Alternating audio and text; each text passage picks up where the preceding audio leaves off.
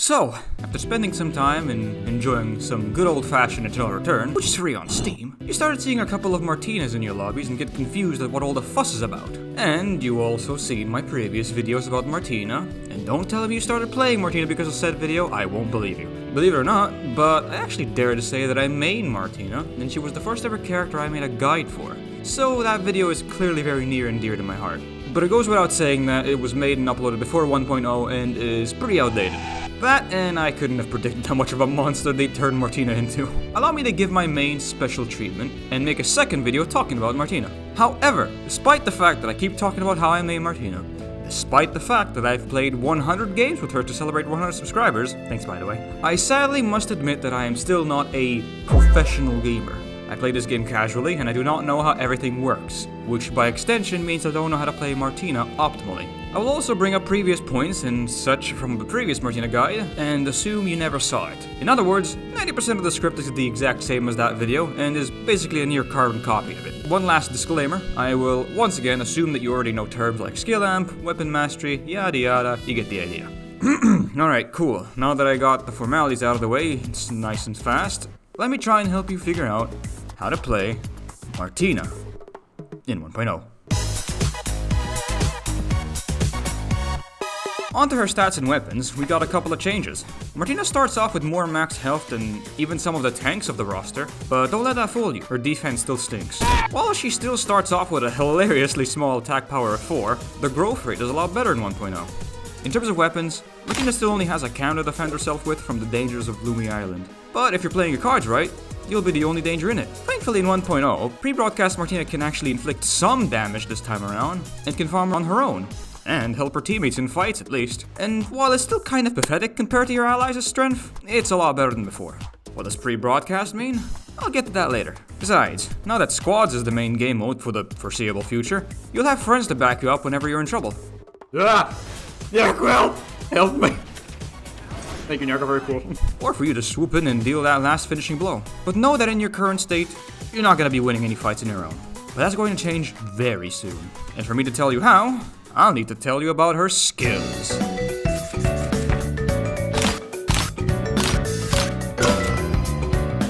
Martina's passive does a few things. Her basic attack is tied to this bar below her SP called her battery. She can't basic attack until it's full, and you can spend the entire bar onto one enemy. You can't make this attack hit any faster with attack speed, but a portion of extra attack speed gets converted into more attack power. So any equipment that you have that offers attack speed is basically giving you even more attack power. The battery recharges at a fixed rate, but it can recharge faster by leveling up your ultimate. Once you unload your entire battery into an enemy, you will leave a mark on them. On its own, it does nothing. But if you hit a marked enemy with any of your skills, the mark will blow up and deal some extra damage. Martina also has a unique ping on the minimap to tell her if there's any PvP activity near her. Why does she need that? We'll get to that later in the guide. Another lesser known fact about Martina's passive is that she has access to a recipe that lets her craft a camera that is invisible to everyone else until they get close enough to it. The invisibility takes a second to kick in though, so plan it beforehand. Martina's Q is a good old-fashioned straight skill shot towards wherever you're aiming. Besides dealing damage to whoever got hit, the cooldown of Q gets shorter if it hits anything. So if you're a crack shot with it, you'll be able to shoot it out pretty often. Her Q also has an extra bonus if you shot at someone who was marked by your passive. When you do, you get a burst of movement speed for a bit. Martina's W lets you plant a small camera on the floor. You put up to 2 cameras into the world at a time, and the skill can hold stock of 2. No one but Martina can interact with these cameras, and after some time they'll harmlessly self-destruct. Once planted, on its own it just gives you a bit of vision around it. However, if you shoot your Q at the camera will shoot back with an attack of its own. This attack doesn't do anything to Martina, but any enemy caught in it will take damage and get a painful slow for a second. Bear in mind that enemies will only take 1 instance of damage from the small cameras. If you hit an enemy with 2 cameras, it will still only deal damage as if only one of them hit. Like I mentioned in the previous guide, this is going to be your usual game plan whenever you're fighting someone. Sandwich the enemy between you and one of your little dudes, and it'll hurt quite a bit. Martina's E dashes her forward while leaving behind a VHS tape at the spot she stood before the dash. This dash can also go over walls. Once you dash, a circle spawns around the VHS tape that everyone can see, and Martina enters a rewind state. Martina exits out of this state by either walking out of the circle, she E's again while in the state, or after 7 seconds have passed. While she's in this state, Martina has her move speed increased, and when she exits the state, she zooms back to the VHS tape with CC immunity, and anyone caught in the way gets slowed for a second. second. Now don't be fooled. Martina may dash forward whenever she E's, but is the exact opposite of an escape tool. Because the second you hit that E key, you are doomed to return to that VHS tape whether you like it or not. Has been terminated.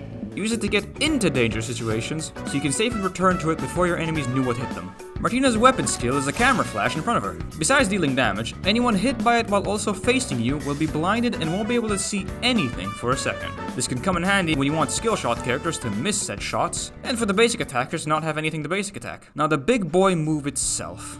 The very gimmick that turns this character from a rat to a destroyer of worlds. Her ultimate. Or R. Martina begins recording the world in front of her for a few seconds. This move deals no damage, but allows you to record certain targets in the world. Once said targets get in sight, Martina gets a small movement speed buff while recording them. As for what is considered a target, they are other enemy players, trees of life, meteorites, alphas, omegas, and Wiccaline. Once you start recording one of these targets, a bar starts filling up above them. You may notice that nothing happens at first when it fills up. That's because for you to get something out of her ult, you need to record 2 targets with 1 ult. When 2 targets of any kind get recorded by her ult, it ends early. Martina gets a massive speed boost for her to get the f*** out of there. You get a massive boost in weapon mastery, and most important of all, you get 2 stacks of record. What are these stacks? These stacks are what Martina lives and even dies for. No matter what, above all else, if you see 2 targets right next to each other, you beeline towards them, preferably with a plan, though that's optional. Record both of them and disappear into the night, or into an early grave only to respawn seconds later, just to do it all over again. One thing to note about recording people like this is that once you do, you'll notice that a circle spawns around them. This circle lets you know that you've already recorded that person already, and you can't record them again until it disappears. This also goes for the bosses, but not trees of life or meteorites. You can record those as many times as you want. Now, if you're still awake from this prolonged lesson I'm giving you, you'll notice that all the targets you can record have one thing in common, and it's that all of them can perish. Players and the bosses can die, and the broccolis and space rocks can be taken away before you get to record them. While it does suck to be late at the party, Martina does have a backup plan to getting record stacks. She can record dead bodies instead. To point out the differences between recording live targets from dead ones, you only need 1 body for the record to finish, unlike with live targets where you need 2. However, the weapon mastery boost isn't quite as good. You get 1 record stack instead of 2, and you can only record bodies up to 3 times. You also can't record the same body again, so you'll have to find another one. Now, I'm sure you've been asking for a while now. What are these record stacks, and why are they so important? Well, my friend, once you have... Hello, what's up? Yo, did you hear about the Martina buffs? They're buffing Martina? Nice, what'd they change? They lowered the amount of stacks she needs for broadcast to 8. Damn, really? From 12 to 8 is a hella nice buff. Nice! Oh, actually, they just lowered it to 7 now. What? I mean, 8 was fine enough. That seems a bit redundant, but I ain't gonna complain. Anyways, hit me up when they change anything else about her.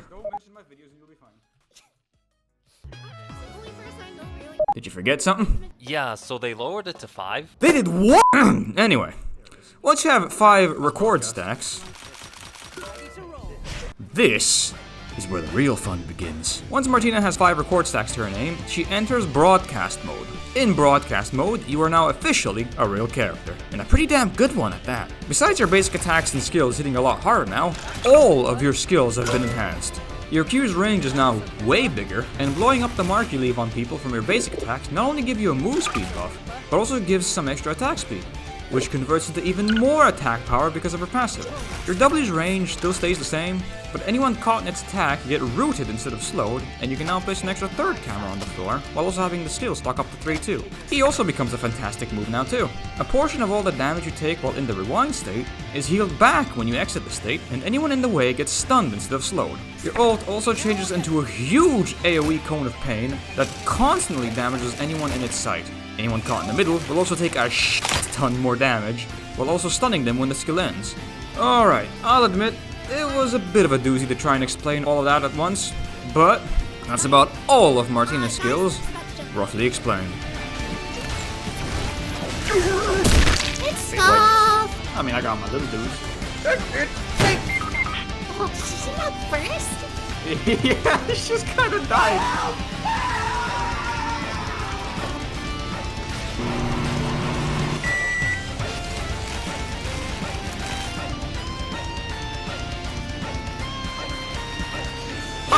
Get off! In my face. Oh my god, it's off! Now that I've explained everything our funny little camera lady can do, let's try and put all of this together in a real match. Alright, I'm gonna be completely honest with you. The loadout that I've been running in 1.0 is complete degeneracy. But I can't help it just deletes people. Sorry. Anyway, once you load into a match and finish crafting your build, keep your eyes glued to the minimap for any pings, especially if they're close together. Because the second you unlock your ult, you're gonna want to reach broadcast mode as quickly as you can. The total stacks you need to hit broadcast mode is 5, so all you need is just 2 fights in the body, or 3 bodies in a single fight if you're unlucky. In the best case scenario, you should aim for 3 fights. While getting more than 5 stacks doesn't really mean anything, the massive boost in weapon mastery does. Remember how Martina has unique ping for PvP fights? The second you see one, drop everything that you're doing and start filming them wailing on each other. Besides that, you can also grab some cameras and pitch a tent next to one of the spawn locations of Trees of Life, Meteorites, or any of the bosses. If no one comes by, then the material's all yours. If someone does come though... Aw, she took it. Bye-bye! They got a nerd! Naturally, whenever you're done recording somebody, most of the time they won't take kindly to that. So in case the big move speed buff you get from recording doesn't help in getting away, you can preemptively use your E before walking towards anyone and record them that way. And once you're done, E back to your VHS and get away with the crime you just committed. A fair warning though, if you were to get out of the rewind state in any way and you happen to be recording, the ult unfortunately gets cut off alongside any progress you were trying to make with it. So if you're gonna E and record, try not to interrupt yourself by Eing back. That is essentially the long and short of what you're gonna want to do as Martina while she isn't in broadcast, because her damage is pretty negligible, and with no real escape tools, she's kind of an easy target. So if you're getting run down, at least record the folks chasing you. And if you don't get any stacks at the end, Martina still gets that move speed while recording, which could give her an edge in getting away. And remember that you do have teammates, so you could ask for some assistance from the boys, and they should help you out with that too. Hell, they might even win the fight afterwards, and in that case, you just scored yourself a free body to record. Now, I'm gonna be real with you. Despite all of this, you're gonna die. Maybe a lot, but it's fine. You don't lose record stacks once you have them, and as long as you're getting those stacks, dying isn't so bad. With that mentality, you could also theoretically just walk into a battle zone all on your own and record whatever team is there for some free stacks. Though, you're definitely not gonna make it out alive after that. Another best case scenario that could happen is if any trees, rocks, or bosses are contested by multiple teams, you're gonna have a blast recording all the actions going down, as even the aftermath will net you a bunch of things to record too. Once you finally reach broadcast mode, you'll pretty much play like any other ranged character. Farm for XP, craft the things you want to craft, and delete anyone who even dares to look at you or your teammates funny. Martina is also a pretty sizable threat, not only because she hits like a truck now, but also all the CC and AoE she has. Q giving her a constant speed boost, making it hard to get away from her. W damage combined with your Q is nothing to scoff at, especially once you land that route for some extra follow-ups. E straight up stunning people, and your ult basically disintegrates anyone in its sight. That's not an exaggeration. Use ult whenever you can. Put the fear of God in people. Another move to abuse the shit out of is E. That heal you get from E is pretty damn good. Sure, it doesn't refill all the damage you take while in the rewind state, but in the end, so long as you're alive, you're winning. And you can still cast all of your other skills while in the rewind state too. So if you really want to obliterate someone to Kingdom Come, you can E in, deal some damage, pop your ult, root them, and then rewind to stun them again, undo most of their work, and finish the job. And once you combine this CC and firepower with your team, everyone else might as well head boom at that point. So in short, try to hit broadcast as quickly as you can, and make sure they'll regret getting caught in 4K.